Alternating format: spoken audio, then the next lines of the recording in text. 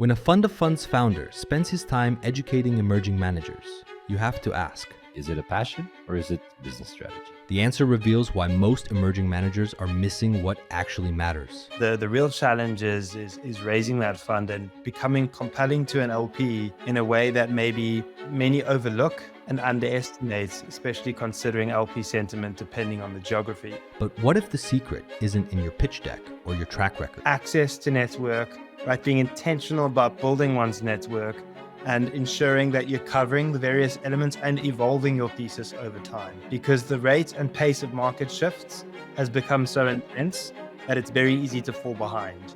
And I think that is something which is severely overlooked and underappreciated and undervalued. It comes down to one critical insight about what LPs actually remember. What's the one good thing that you can leave an LP or a conversation that would leave you being memorable? Because here's the uncomfortable truth about this industry. There's quite a lot of luck involved as well, and hindsight's a beautiful thing in the sense of it's very easy to now say, hey, we had the opportunity to invest in OpenAI, but 2-3 years ago, it's a very scary kind of concept. Join us for this essential conversation with Dario De Wet of LTV Capital, where passion meets strategy and emerging managers discover what it really takes to build lasting firms in today's brutal fundraising environment. This was their finest hour. Tear down this wall. It's more than just an alliance. This is a union of values. Let's start acting. This show is not investment advice, and the hosts of this episode may be invested in the funds and companies featured. Welcome everyone to a very special UVC podcast episode where we are welcoming an LP. I love these episodes. As you can tell, I'm the one typically doing these, so let's get into it. Today we're welcoming Dario De Wet, founding partner at LTV Capital. LTV Capital is HQ'd in the UK, London, but its target geography is global. Heavily skewed to the US, but we'll try and get Dario to commit to doing a bit more Europe in this podcast.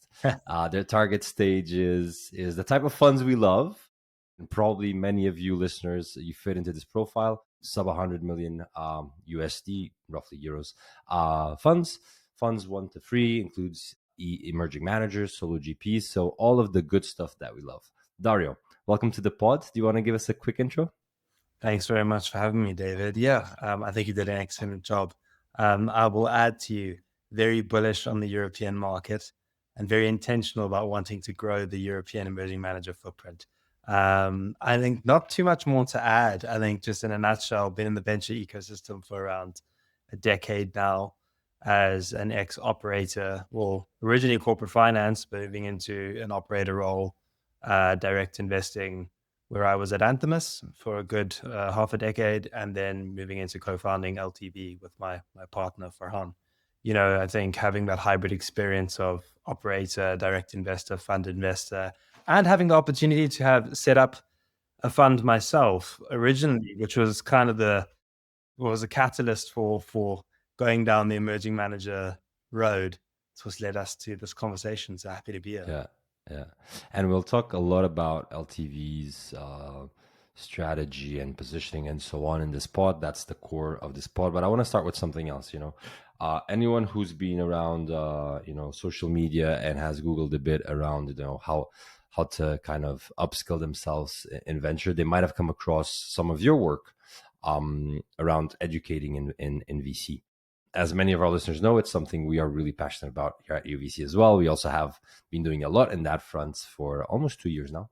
And so the question I want to ask you is, why do you focus on education within VC? Is it a passion or is it business strategy?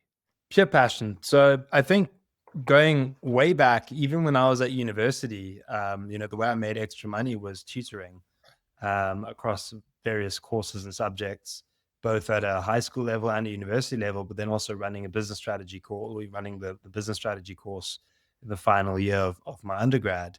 When I eventually moved into the venture capital space, I was very keen on reading literature or at least upskilling myself. But at the time, the only thing that you could really read was venture deals, which I think is cool if you're a founder, but it's also quite incomplete in other areas. And I think that since then we've come a long way which is fantastic. However, there were two problems that emerged that I noticed in the market. One is founders tend to struggle to articulate their propositions in an effective way in what is becoming an increasingly accessible market. So, just the constant deal flow makes it very difficult to stand out. So that's on the one end. But most importantly, which I've been very intentional about, is about becoming the best emerging manager, right? Considering, how there's, I hate using this term, but real democratized access, at least in some markets, in order to be able to become a fund manager or at least build a fund proposition. The real challenge is raising that fund and becoming compelling to an LP in a way that maybe many overlook and underestimate, especially considering LP sentiment depending on the geography. You've been at it for a while, and you just shared a bit about your professional background as well. What do you keep on seeing emerging managers doing that still makes you kind of say, whoa, that's unexpected? Man, it's kind of funny. You're going to think, what a weird answer. Some people don't put their contact information on their deck. I'm dead serious. Like, this is a problem that we were kind of like picking up last week. I was like, you go on and you put this whole deck together, and the two things that keep popping up is you don't put your fund size and you don't put your contact information. So depending on how you manage your CRM, it's like, well, who are you? I'm very big on thesis and understanding your why. And for me, I've been very intentional about building the curriculum for this course because I want funds to become firms.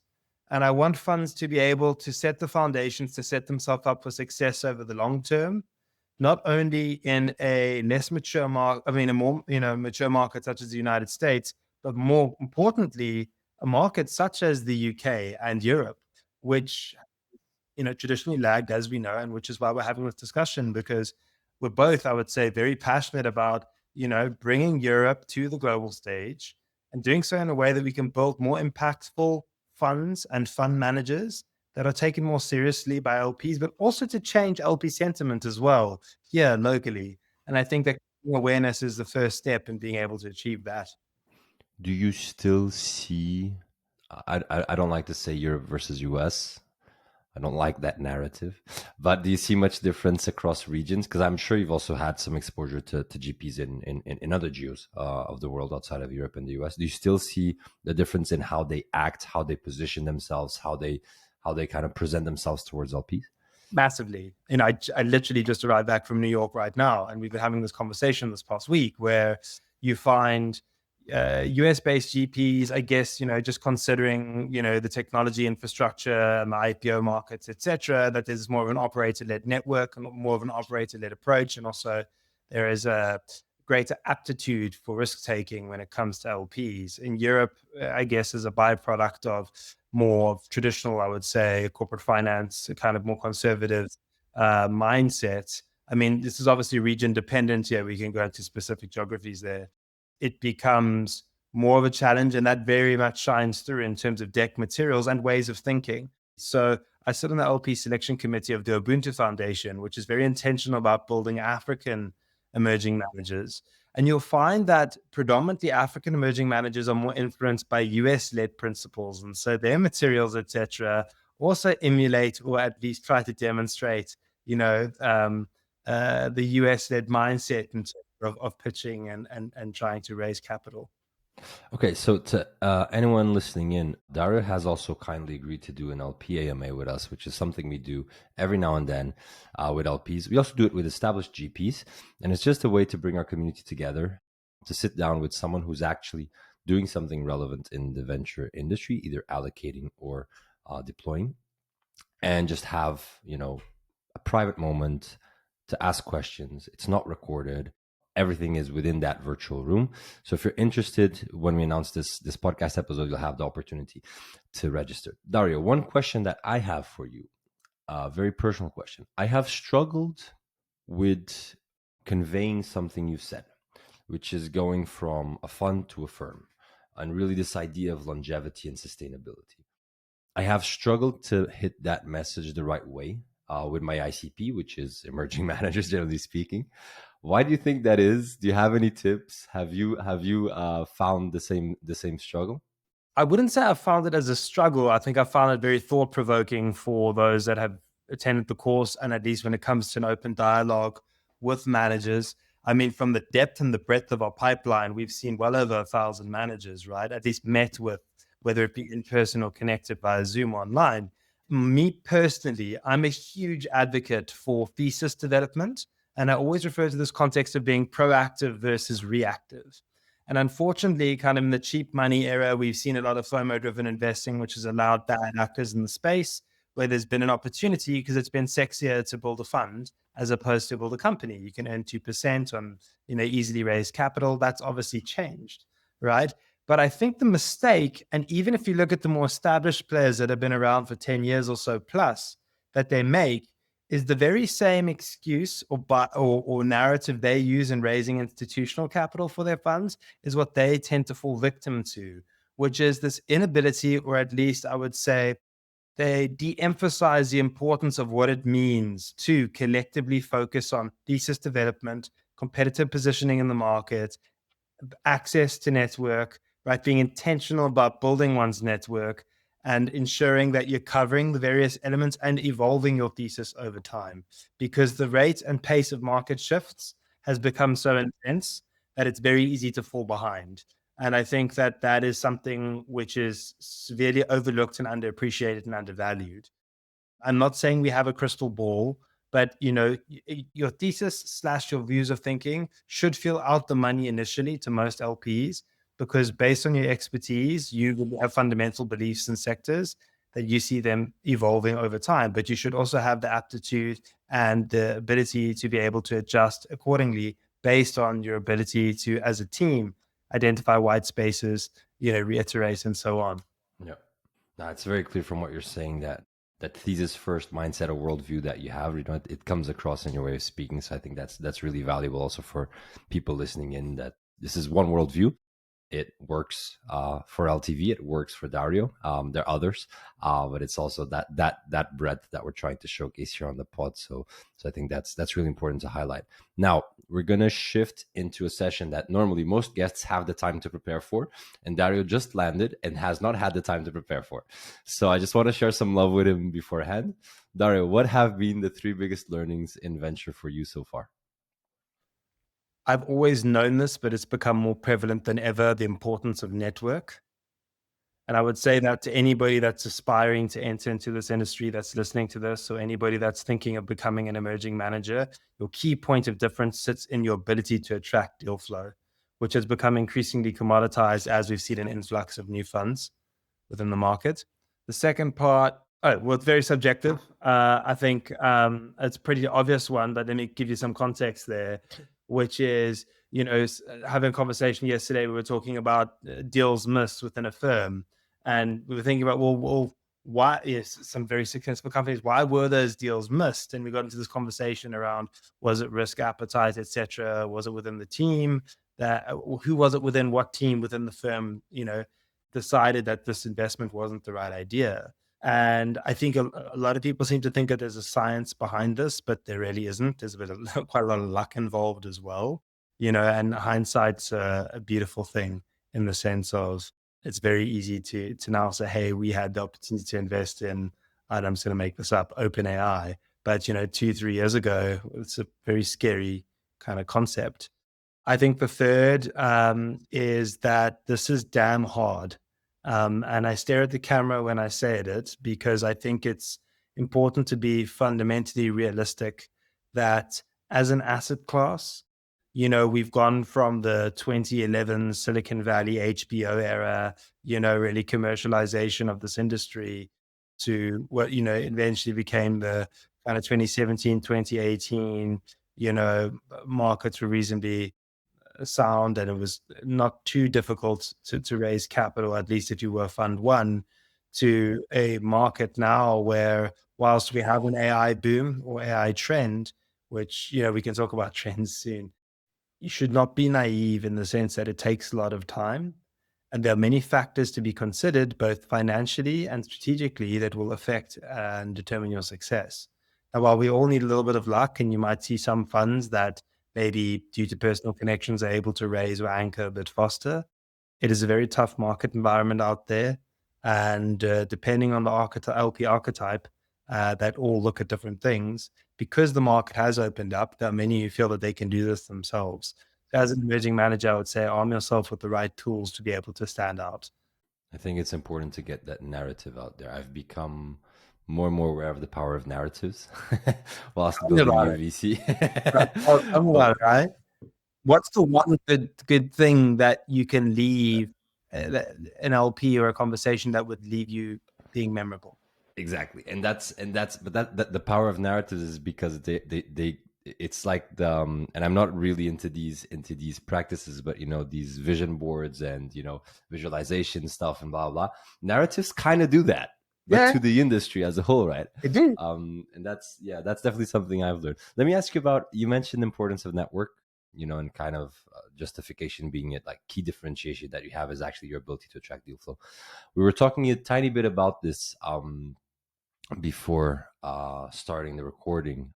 You talked about a couple of examples of or exotic examples of this. I'd love to give you also the time to share a bit that. I think we were talking about your track record a bit, and you're kind of mentioning network, and it's funny that you now mention it again. So I'd love to ask you to share that with the audience. Of course. So I think in establishing LTV, we were very intentional about being based out of London because we felt that there are very few fund of funds that are investing globally, as well as able to build good, strong connectivity across the pond, both in the US and in Europe. Some tend to either focus on one geography or another. That's where, I just came from New York, spending good time on the ground and being very intentional about building those relationships within North America have really helped kickstart the flywheel in terms of generating even stronger kind of inbound, and also to be able to, make the right connections to funds that we think are attractive outbound, because the mutual connections are traditionally there. As a firm collectively, just as a team of two, we've now seen, met with over 1,000 funds, which I think you could look at. That's like a separate conversation overall. But I think if you look at a Preqin stat from last year, that's almost around 17% of known funds in the market, right? When I was at Anthemis, we did a couple fund investments, which include the likes of 776, which is Alexis Ohanian's fund, is the co-founder of Reddit, which went public. We did WonderCo, which was started by Jeffrey Katzenberg, who's the ex-chairman of Walt Disney, co-founder of DreamWorks, who partnered up with Kendrick Lamar's business manager and Sujay Jaswal, who's an early stage employee at Dropbox. And then I'd say probably the third, which is most interesting, is F7, which is now Perplexity F7. They've kind of joined forces with Perplexity AI, with the first 7 women hired by Facebook, which is our Meta, at the executive level. Now, you probably think, well, these are quite interesting GPs that you would choose to invest in. And that's because we look at this market through a network science approach. And so my belief and our belief is that you can invest across 3, 4, 5 funds. Let's just call it across the United States. And some of them might be in the same city, but let's assume they're not, right? East Coast, West Coast, whatever, Central, Midwest. But because they come from such different backgrounds, they attract such different deal flow. And the proof is in the pudding, because in terms of cross-pollination, I think there was only one deal out of our fund portfolio, which is larger than the 3, that came across more than one fund. And so I think being very intentional about that is super important. Okay, we've been dancing a bit around this now, so I think now let's really give it the focus of, give us the quick rundown of what is LTV strategy, what is your approach, what do you focus on, all the good things that, as all you said, should be in the first, 5 slides of your pitch deck if you're pitching to LP. Sure. So strategy is emerging managers, sub $100 million. Those are funds 1s, 2s, and 3s, including first-time fund managers, including solo GPs and underrepresented founders. We are looking to work with GPs that want to build a strong relationship over the long run. Co-investments and building an ecosystem and community are integral to us, because we feel that is what inevitably will help not only emerging GPs internationally learn from one another, but grow their deal flow and connectivity. So, essentially, I call the fund portfolio a cohort feeds one another, because I think a fund 3 in the United States could learn a thing or two from a fund 1 or 2 in Europe and vice versa. I know that my 3 main pillars that I typically look at from a diligence perspective revolve around how you think, right? Which is going back to your thesis development and understanding your market positioning. 2, which is deal flow and network connectivity. How intentional have you been about building your ecosystem? And this doesn't mean that you necessarily have to have a track record. And we can go into that too, because I think it's an interesting one that comes up a lot in the course. And 3 is fundamentals and portfolio construction. Now, many refer to fundamentals, and that's been this knee-jerk response you've seen in conferences over the past 2 years of, oh, we need to go back to fundamentals. Well, I don't understand why we moved away from fundamentals in the first place. But, that's, again, another discussion. What I mean in this instance is how well thought is your deployment strategy in terms of balancing financial and strategic returns and ensuring that your portfolio company founders are able to extract the correct value and time from you as an investor. And that's very important to us, because if you as a solo GP are raising a $50 million fund and are choosing to invest 100K checks, I'd love to know how you plan to support those companies, because you're going to have a hell of a lot to sit on boards if you choose to do that. Maybe you're not going to sit on boards, and maybe it's very hands off, and maybe your fund 2 looks like a growth fund, or, so I want to hear about what economically the future strategy looks like for this, as well as fundamentally upfront how you look at providing value as a GP, because our responsibility is to provide value to you as an LP, right? That goes beyond the norms of just providing a check. Because sitting at that hybrid experience set, like I mentioned in the beginning, as an ex-operator, fund investor, direct investor, etc., you feel like, and essentially being an emerging manager that invests in emerging managers is a level of relatability and being in the trenches with those GPs. So we want to help you to focus on your job, which is being able to do what you do best, which is providing portfolio founders value. But it's very important to understand how you plan to do this over the short, medium, and long term. You mentioned being quite global, but quite US skewed, so to speak. What do you believe is particularly exciting about Europe?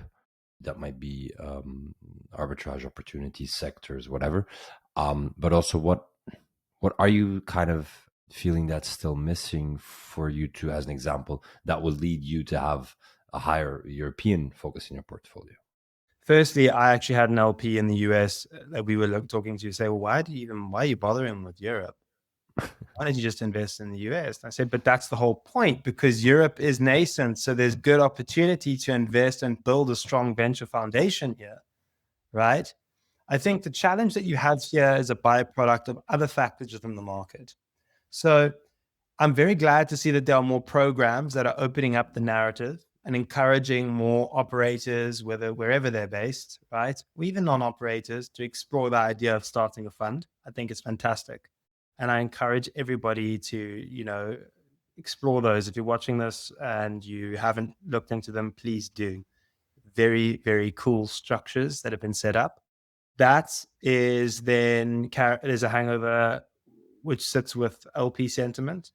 I think that investment prowess is this idea that really infects the opportunity for emerging managers to get the first check when it comes to Europe as a whole versus the United States, where kind of, as I mentioned earlier, it's around risk appetite. And so it's this idea of, unless you come from an investment banking or private equity or an M&A like background, why should we trust in you? Because we don't know if you're a good investor, as opposed to, you get access to compelling deals, and understanding the dynamics of what venture represents, which leads very well into my third point, which is how venture capital and private equity is traditionally lumped together. And we've seen that particularly from a regulatory standpoint, at least in the UK, where I personally believe that the challenges that sit with the cost hangover from the FCA, etc., make it quite challenging for a fund manager, particularly of a low AUM, to really get itself off the ground. And that is something that I feel very strongly about. Actually, UVC is going to announce very soon some initiatives on this tech policy front. So if anyone's Awesome. interested, do reach out. And Dario, I'll keep you in the loop as well. Please do. Post-recorded. I have lots of opinions on this. And I think that is holding people back. I agree. You know. I agree. And it's misrepresenting, back to narrative. Right? It's a misrepresentation of our industry, which creates false narratives. And we cannot expect the policymakers to know our industry, right? There's so many industries that need to be kind of tapped into. It's our job to make sure our voice is heard in the right places, right? So that's what we're working on. Great, good. A small teaser there. I'm glad. I see you did live, so you get my positive reaction. Exactly. Very happy to hear that. Seriously. Awesome. Follow-up question. Sector-wise, Yes. you are agnostic. Do you shy away from anything? And No. if you do, why? Sector agnostic. I think it's very important to evaluate all and every fund opportunity for what they are. That way you come across some very interesting structures, which goes back to that third pillar around portfolio construction fundamentals, very interesting strategies. I will admit, I am not an expert in everything. My business partner, Farhan, is not an expert in everything, right? We have a history of predominantly investing more into fintech, embedded finance plays, and in my case, the media industry as well. But we've been very intentional about building a network and having GP investors that come from specialized backgrounds that can complement, enhance, and very quickly help us demystify some of the diligence process around some managers and their sector expertise. And I think that's, a very important step. I will say to you that we are not driven by FOMO. One thing which is an interesting perspective I have, and I've not really shared this much, so I'll be curious to hear what your knee-jerk reaction is to this, is you look at crypto funds and DPI, and there's a huge hunt in the market for DPI from LPs, i.e. not paper returns for those that are not familiar with the term. Crypto funds tend to, and I'm generalizing here, offer reasonably decent DPI quite quickly. So as a fund of funds, does that mean that you cut out an allocation for that so that it creates more comfort for an LP? I don't know. Just something to consider. It's an interesting perspective. It's definitely the first time I hear it. I guess I'm not sure if this is the right way to look at it. It's probably the way I would think of it. I guess it all comes down to what's my ICP as a fund, right? What's my LP profile and what do they look for? There's definitely investors who are more IR driven and others who are more MOIC driven, right? That's a big factor, I assume, right? Massively. Well, I mean, I always get told, well, not always, but there are a couple of friends, why do you get involved in the venture space if you can just go invest in alternative asset classes? And I say, because there's strategic value here. It's very important, particularly from a co-investment perspective as fund of funds. Yeah. And that's exactly, so I had two topics and we kind of touched on both of them very, very slightly. So I'll present them to you in a platter and you can pick which one we started with. Sure. Great. So big thing in the market that everyone's talking about. You touched on DPI secondaries, and then what you just mentioned, this kind of strategic angle as well of co-investments. Which one do you want to take first? Let's go with co-investments. Okay, let's go co-investments. How does LTV think about co-investments? I mean, it's integral to our fund strategy, right? So I think for an LP, a lot of them would come into the basis of a fund of funds. So taking a step back, maybe for those that don't understand fund economics from a fund of funds point of view, it differs to a traditional direct fund, right? It's traditionally 1 in 10. So the fund economics don't really work in your favor as a GP unless you're raising very high AUM, right? Which in these markets can be challenging. And so the type of LP that we on board is an LP that wants strategic value and financial value, but the opportunity to get access to early stage opportunities that they can co-invest into. And it's an interesting one because we've had instances where GPs are, that's a given, fee-free SPVs, we stop at Series A, that's our intention. It's about sharing co-investments with our LPs. We have others who say we've had to write side letters and say you'll share co-investment opportunities on a quarterly basis, whatever it might be. And then we have others who kind of shy away from that on the basis of your commitment, right? I think that's something which is kind of important to highlight.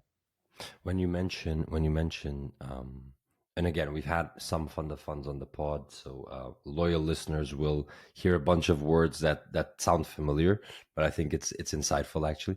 When you talk about strategic value, is it only co-investments? What's the type of strategic value that LPs are trying to get out of fund of funds? Yeah. Not necessarily specific to you, but of course you have a lot of Yeah. experience with LPs. Yeah. So it's not just the co-investment opportunities, it's also access to individuals, right? So for us, it's very, very intentional about bringing smart, interesting, exciting people together, because that's what helps to create new fund opportunities and new businesses. And we have a track record of doing that before through various events, etc., that we've hosted that allow and have allowed us to connect others to go on to build new businesses and or explore fund opportunities, or even simply just hiring somebody. So I think, for the type of LP, it's demystifying what venture represents. But most importantly, and I use this narrative quite a lot because I fundamentally believe in it, this kind of post-bubble scarring has taken a long time for many kind of family offices that set ultra high net worths to recover, due to this kind of overvalued kind of knee-jerk FOMO driven investing at the peak of 21, 22, which has affected their sentiment to invest directly into funds, but also taking a step back and saying, wait, actually, we're normally doing real estate or we're normally doing private credit. Why? We don't really know how to diligence tech company. So we need to work with a fund of funds, which gives us a broad-based basket of access to venture, and in our case, globally, and not just co-investment from the portfolio companies they invest in, but also the access and exposure more broadly to companies that they come across their desk, right? And I think each and every LP is different. In some instances, there have been requests for strategy sessions, whether it be what we're seeing in the market, whether it be explaining and understanding, as an example, how do you make insurance propositions more attractive to Gen Z audiences, as an example. So many follow-ups in so little time. Let me start with the more macro one, maybe, which is when you think about your own firm's longevity and sustainability and like how you grow with your LPs as well. Yes. Right. Specifically when we're talking about this strategic component, how do you think about it? And the reason I'm asking it is because there's so many layers to what you said, and it's not that it's the only one, but it is one. Economics is one, because as you said, and I like to repeat this, like fund of funds economics are 110, basically half of the standard in a VC fund, right? Roughly speaking. That means that, doing, as you said, strategy sessions for every single one of your LPs is quite tough, because you already have half the money. If you have to put in double the work, you're getting a quarter of the fees, actually, technically. Yeah. So it's hard to manage. So how do you also think about the sustainability and longevity of your firm together with its LPs and what you provide them, and how do you manage that? How do you balance that? For sure. So I'll get to that. And as you know, David, I'm a very transparent person. So I'll say to you that in a fund of funds, there's also the fees on fees component as well, which, for those that are less familiar, creates other complexities, because whilst you as a GP are only earning 1%, your LPs are turning around saying, well, if I'm paying 2.5-3% on that fund and I'm paying you 1%, so it's down to an accessibility play. Now, when it comes to kind of longer term strategy, I think you've got multiple directions here, of course, right? On the one hand, you can raise a second fund, which should be, multiples on AUM, so it makes it more self-sustaining.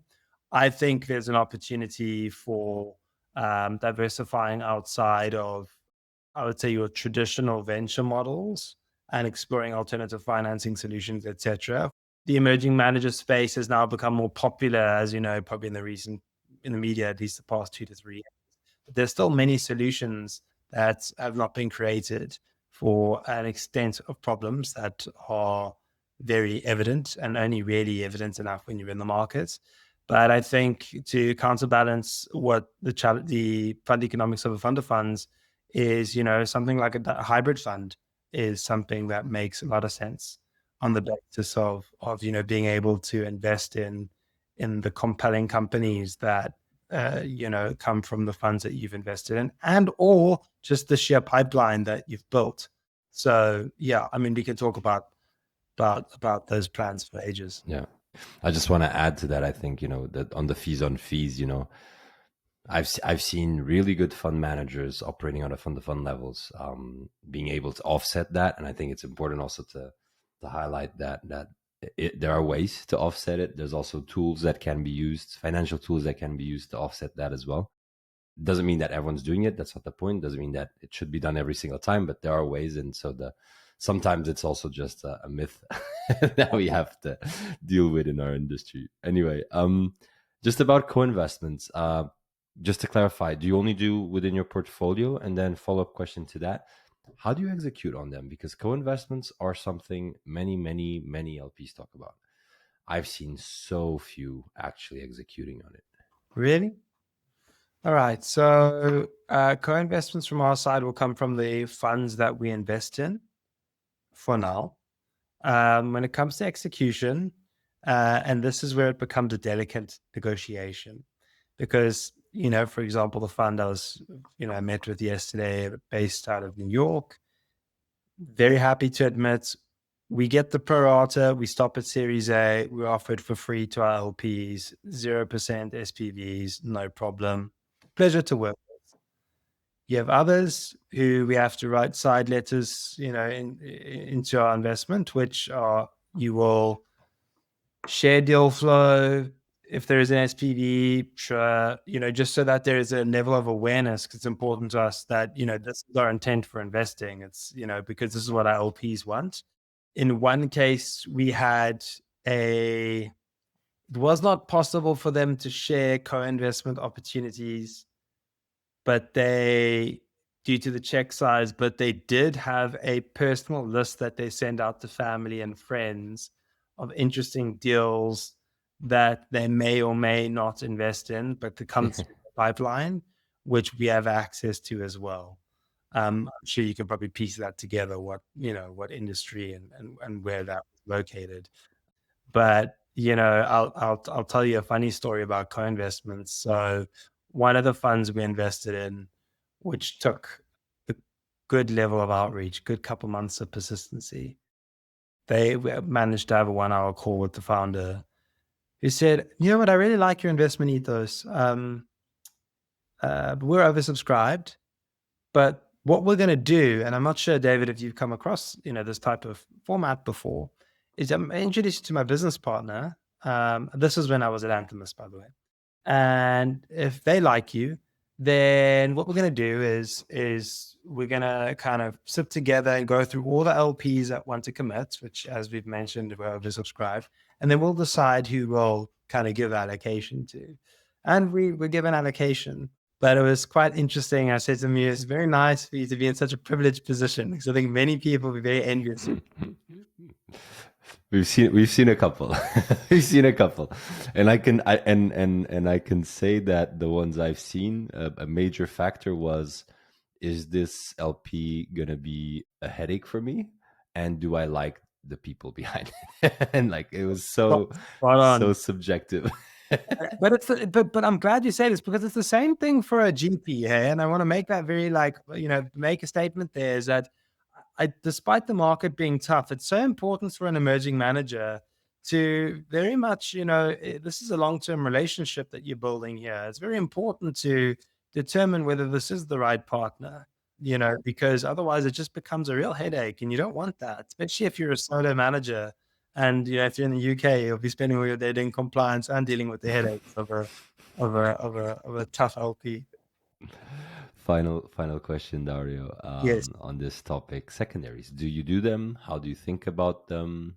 Wow. So secondaries become the flavor of more than 1 year. Actually, I couldn't say the week or the month, because they're not going away, and you're seeing more and more funds do it. It makes sense. The economics are there.